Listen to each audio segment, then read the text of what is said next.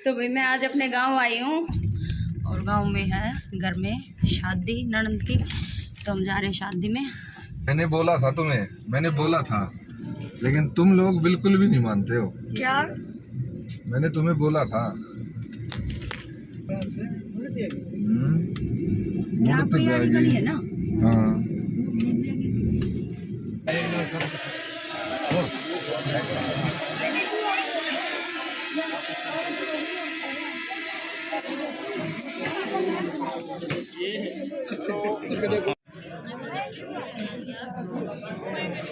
Camera पीछे के बच्चा इधर देखो जी, इधर सामने ठीक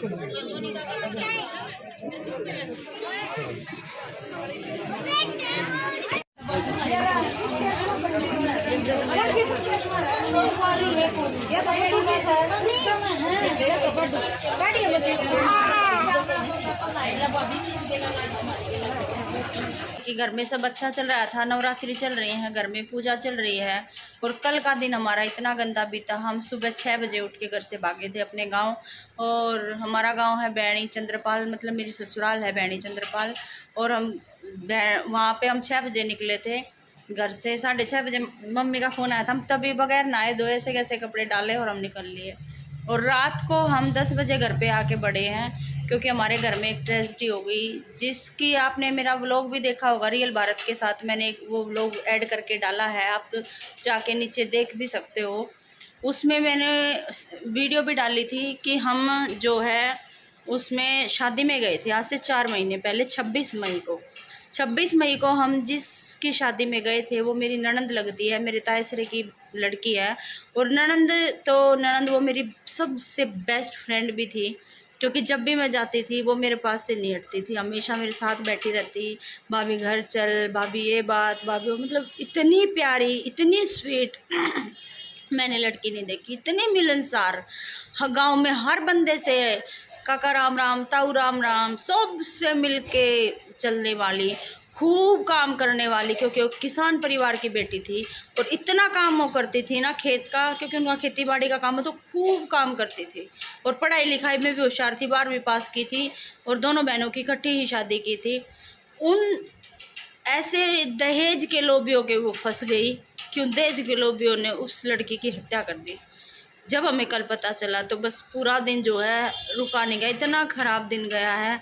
हमारी बेटी को मार दिया गया है। इस वीडियो को ज़्यादा से ज़्यादा शेयर करके और उसको इंसाफ दिलाओ।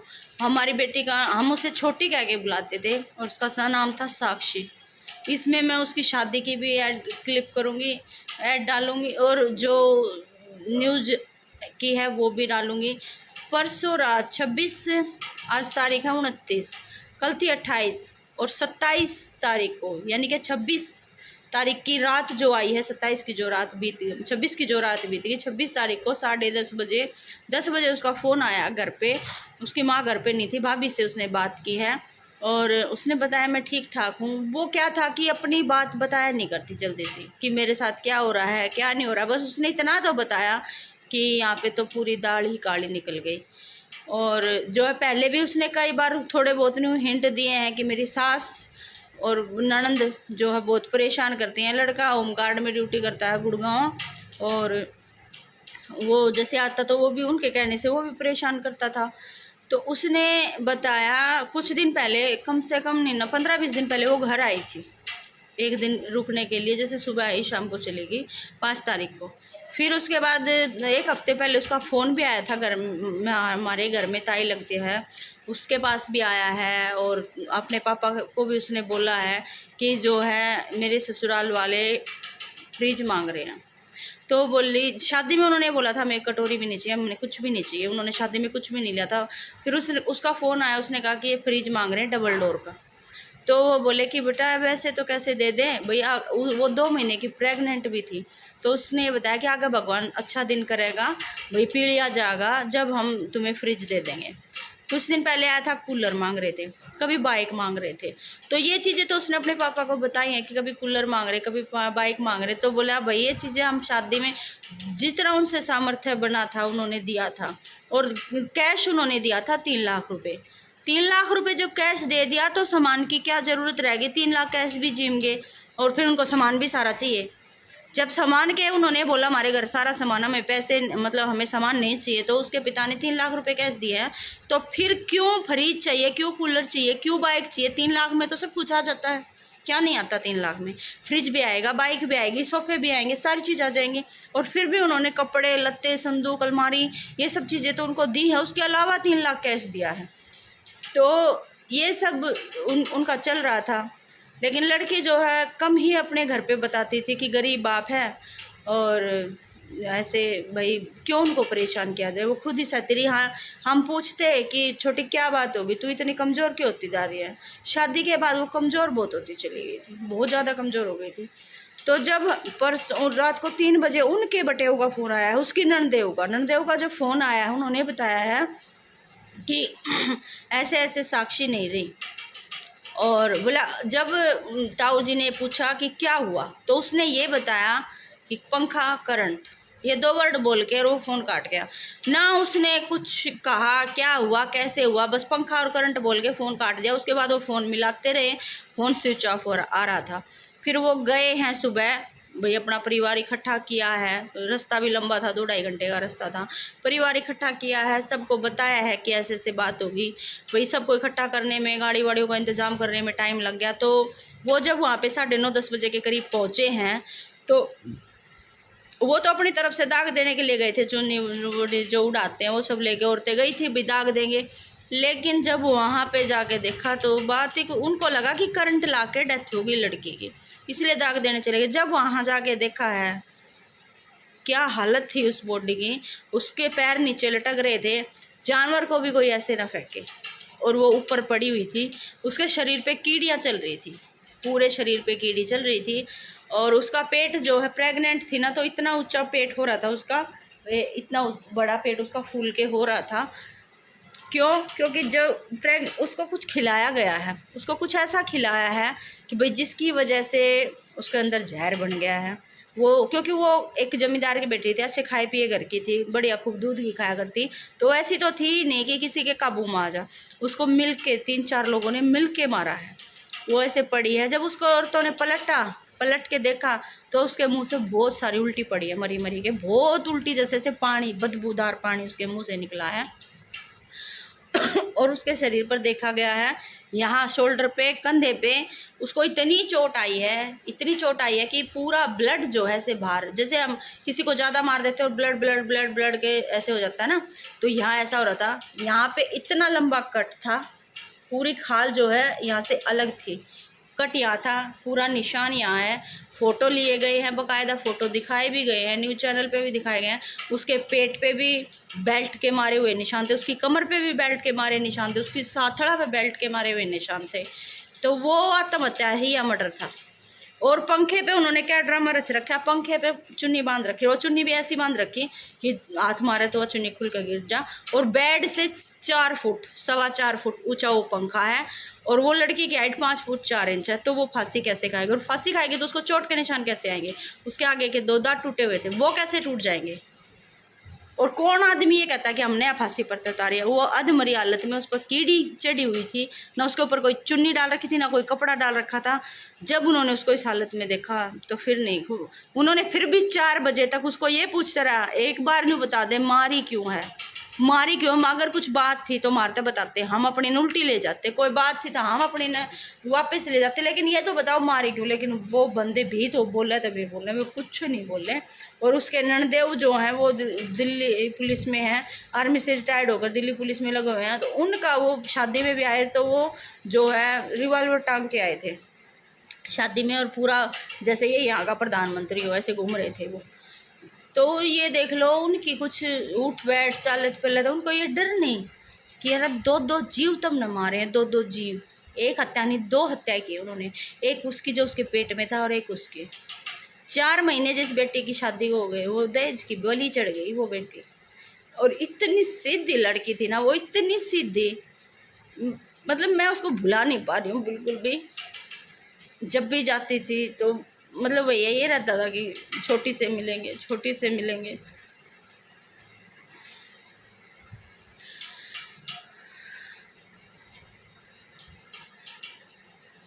मैं तो माता रानी से यही दुआ करती हूँ माँ, इस नवरात्रे में तुझसे यही मांगती हूँ, बस उस बेटी को न्याय दिला दे, मन और कुछ नहीं चाहिए।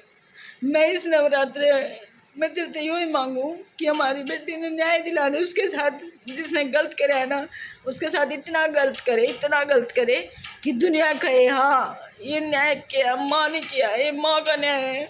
इतना बुरी तरह से उसको मारा है ना, तो उसके साथ भी इतना ही बुरा करे जितना उस बच्ची के साथ किया है। और माता रानी जो है नौरता में लोग कन्या ने पूजे हैं और उन्होंने हत्या करी, दो पाप अपने सिर पे लिए। किसी आदमी हमारे देश में किसी क्या किसी के मुंह पर लिखा हुआ है कि हम अपनी बेटी बहने जा रहे हैं वही उसका काल बन जाएंगे? क्या यही हमारे देश का नारा है, बेटी पढ़ाओ बेटी बचाओ बेटी को पालो? इसीलिए तो माँ बाप अपने हाथ तक गला घोट कर मारते हैं बेटिया का, क्योंकि उन्हें नहीं पता जब पाली पोसी बेटी ने कोई दूसरा मारेगा ना वो बर्दाश्त ना हो, क्योंकि अपना खून सींच के बेटी पाली जाया करे, बेटी अनुए ना पड़ती। और जब दूसरे के 1 मिनट लग गए किसी के बालक ने मारती आना, तो मैं को इस वीडियो ने प्लीज इतना शेयर कर दो कि उसने न्याय मिले। अब तक उसकी एक गिरफ्तारी हुई है सिर्फ उसके पति की। क्या उसके पति से वो अकेली इतनी बुरी तरह मर सकती थी? वह लड़की जमींदार की बेटी थी, खाई पिए घर की बेटी थी, वह उसके काबू में नहीं आवे। उसके ड्रेसिंग टेबल पर गोलियां पाई गई थी, वे गोली जो है वहाँ से ताई जी पल्लू का बांध के लाई। जब वो डॉक्टर को दिखाएगी तो पता चला वे नींद की गोली है। किसी लेडीज ने बताया कि ये डॉक्टर से आ रही थी, मैंने पूछा क्या हो गया, क्या लेगा? तो बोली बहू की तबीयत खराब है, गोली लाई हूँ। उन्होंने प्री प्लान मर्डर किया है, प्री प्लान वो गोली लाई है, उन्होंने उससे गोली खवाई है। वो मतलब उसमें थी नशे में, ताकि उसके नींद के नशे में, ताकि उसको मतलब मारे तो वो आसानी से काबू में आ सके। क्योंकि आदमी मरता आदमी तो भागेगा, हाथ पा भी मारेगा, कुछ तो करेगा, लेकिन वो जब नींद के गैर में होगा तो क्या करेगा? वो कुछ नहीं कर सकता। उसको कुछ ना कुछ ऐसा दिया गया जिससे उसके हाथ पैरों ने काम करना बंद कर दिया। वो अपने आप को बचाने में असमर्थ रही और वो मार दी गई। इसलिए मैं हाथ जोड़ के आपसे विनती करती हूँ उस बेटी को न्याय दिलाएं। शाम को 6:30 बजे घर पे आई है वो, उसको 6:30 बजे दाग आया है। हम सारा दिन वहीं बैठे रहे थे जब तक 6:30 बजे दाग नहीं आया, जब तक दाग दिला के फिर हम घर पे आए हैं। पर जब भी जाया करेंगे उसकी जगह कोई नहीं भर सकता, उसकी जगह खाली थी, हमेशा उसकी जगह इसी खाली होगी। शादी में मैं गई तो उन्होंने बोली भाभी तू आ करेगी तो मैं तेरा आगे नहीं पाऊंगी, लेकिन ये नहीं पता था कि वो कतिये नहीं पाओगी। आज देखने के बाद हम इसकी अर्थी ठाना आवागे, ये नहीं पता था कि वो न्यू चली जाएगी, हमने छोड़ गया। तो इसलिए आपसे सबसे विनती है, एक बेटी को न्याय दिलाने के लिए इस वीडियो को इतना शेयर कर दो कि उसकी कहानी हर आदमी तक पहुंचनी चाहिए कि उसके साथ क्या क्या हुआ है। हर आदमी तक ये कहानी पहुंचनी चाहिए कि उसके साथ क्या क्या हुआ है। न्यूज वाले बता रहे लेकिन पूरी बात तो घर के आदमियों ने बेरा नहीं कि एक बात क्या हुई है। उसका भी तो वो हमारी सहमति तो है। वो सुनो मेरी बात, सुनो हमारी सहमति तो है। उसमें ऐसे करो जो बात बता रहे हम आपको भाई, उसमें पोस्टमार्टम रिपोर्ट में आ जाएगी वो तो सारी। वो तो पोस्टमार्टम रिपोर्ट और फिर इन बुजुर्गों ने भी तस्दीक करी है, वहाँ जाकर के इन्हें भी पता कराया है। चलो वह सारी इन्हें तो लिखवाया उसी के हिसाब से जो पर्चा दर्ज हो गया। नहीं जाती पोस्टमार्टम रिपोर्ट की हम नहीं कह रहे, हम तो बयान की कह रहे हैं। बयान तो ये लिखवाओगे हम गए उड़े मरी पाई हमने, और मरी पाई उसमें ये लिख दिया भाई फांसी खाई, ये लिख रहा क्या उसमें तो ये सब है भाई। वो ठीक से जो वो तो वही कहे थे या बात तो हमने लिखवा दिया, वो तो लिखवा दिया, उसका एतराज ना भाई सुनो मेरी बात, उसका एतराज ना सुनो आप ये महकमा में यदि जैसे एक्वेस्ट टू आपने करा भाई किसी मार के टाक दी, मार के टाक दिया तो 300 मर्डर, तो वो ये तो चीज तो समझा रहा हूं खुद की फांसी का भाई दहेज की वजह से परेशानी करे उससे। दहेज का तो उनको जिक्र ही नहीं। सुनो मेरी बात, 4 साल ही हुए शादी को। सुनो मेरी बात, 4 महीने आपने नहीं बोला 4 महीने 4 महीने हुए, उसका नहीं पता, पर उसमें कोई शब्द ये नहीं लग रहा क्या भाई दहेज के कारण से या कोई वो परेशानी नहीं लिखवाया भाई। ये तो जिसने बयान लिखवाया ना उस पर कार्रवाई होगी आपके हिसाब से, मतलब ये उसमें दहेज का जिक्र होना चाहिए नहीं होना चाहिए? दहेज का कर रखे है तभी तो वो धारा लग रही है। बोले आदमी 4 तभी लगी है वो धारा कहाँ तभी लिख लगी रखे है। उसमें देखो भाई FIR दिखा देंगे, दूसरे कार्य आप 304 ठीक है FIR दिखा दो, लेकिन आप निश्चिंत निश्चिंत मैं कहूँ हमारा यो है आप टाइम दे दो हमें ने आ जाओ एक बाइट 2 घंटे 5 घंटे 10 घंटे वो टाइम दे दो हमें ने तो कोई हम इतना टाइम उठा के जाओ भाई फिलहाल आज़ाद नगर थाना हिसार में यहाँ और मामला साक्षी मर्डर केस। जो हमारी बहन साक्षी जो भेरिया गांव में बह रखी थी, बहनी चंद्रपाल की बेटी थी, उसकी हत्या कर दी गई दहेज लोभियों द्वारा।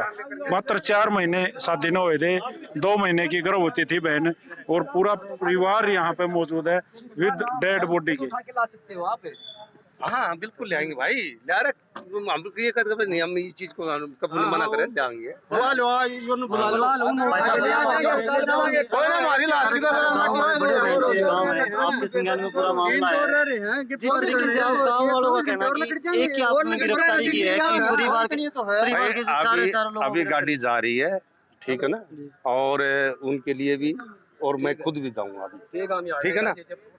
और हाँ कोई दिक्कत नहीं है, गिरफ्तारी हो जाएगी आपकी। गिरफ्तारी है मतलब कि आप जितना हो दोषी हैं तो गिरफ्तारी हो जाएगी। ठीक है जी, हम अपना जावांगे, हमारी यही मांग है, चारों गिरफ्तारी हो जाए। बिल्कुल हो जाएगी। और बताओ भैया है जी, चारों गिरफ्तार कर लो जब चलो बढ़िया बात है जी, नमस्कार जी, बढ़िया बात आपने सीधी बात कही है भाई, गिरफ्तारी हो जाओगी, गिरफ्तारी